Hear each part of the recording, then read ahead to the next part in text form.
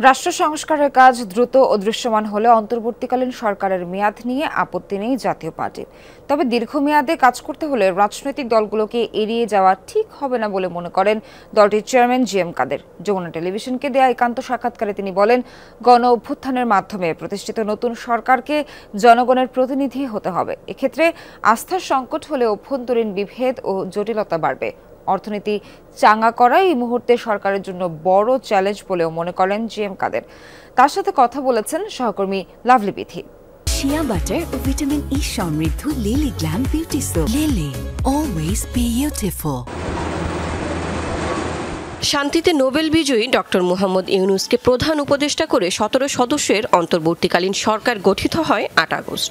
অন্তর্বর্তীকালীন সরকারের প্রধান উপদেষ্টা পদের কিন্তু কতদিন ক্ষমতায় থাকবে এই সরকার?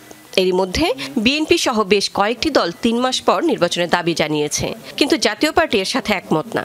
দলটির চেয়ারম্যান মনে করেন, আইন, প্রশাসন ও বিচার বিভাগ সংস্কার সহ অংশগ্রহণমূলক নির্বাচনী পরিবেশ নিশ্চিতে দীর্ঘ সময় প্রয়োজন। আওয়ামী লীগ এক দল, জনগণ এক দল, এইভাবে একটা পজিশন সৃষ্টি করেছিল, এটাকে ভেঙে ফেলতে হবে।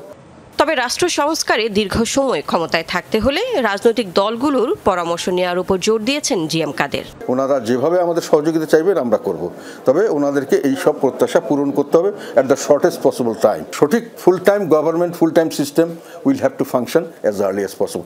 This is an abnormal situation. We want to go to the normal situation as fast as possible. ওনাদের কিন্তু একেবারেই রাজনৈতিক শক্তিকে ইগনোর করে উনি বেশি দিন ওনাদের এটা টাইম নেওয়া ঠিক হবে না, কেননা রাজনৈতিক শক্তিগুলি চাইবে যে তারা মেইন রোলে চলে আসুক। জাতীয় পার্টি প্রধান বলেন, রাষ্ট্র সংস্কারে অন্তর্বর্তীকালীন সংস্কারের কার্যক্রম দৃশ্যমান হতে হবে।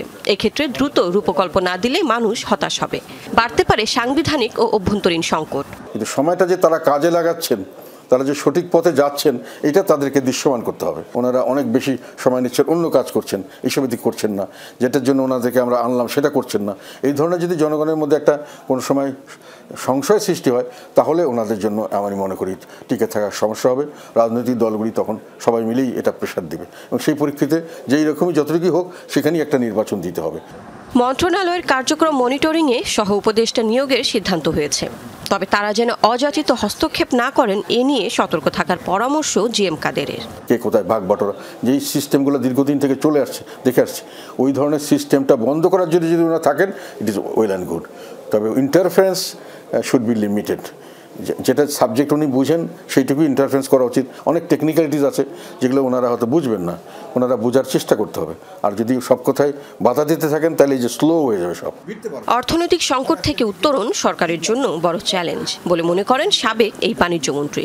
পরামর্শ দেন, আঞ্চলিক স্থিতিশীলতা ধরে রাখা ও আন্তর্জাতিক সম্প্রদায়ের সাথে সুসম্পর্ক বজায় রাখার। লোকগুলি যেন বুভুক্ষ না থাকে, ক্ষুধার্ত না থাকে, তার ব্যবস্থা করতে হবে। দুটো বড় চ্যালেঞ্জ। সকল বিশ্ববাসীর আমাদের এখন সমর্থন প্রয়োজন। কারো সমর্থন হারানোটা আমি মনে করি বড় ধরনের লস এখন বাংলাদেশের জন্য।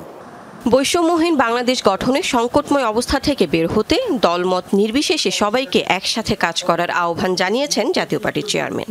যে মুহূর্তে সমর্থন কমতে থাকবে, তো এই শক্তি কমতে থাকবে। লাভলি বিথি, যমুনা নিউজ, ঢাকা।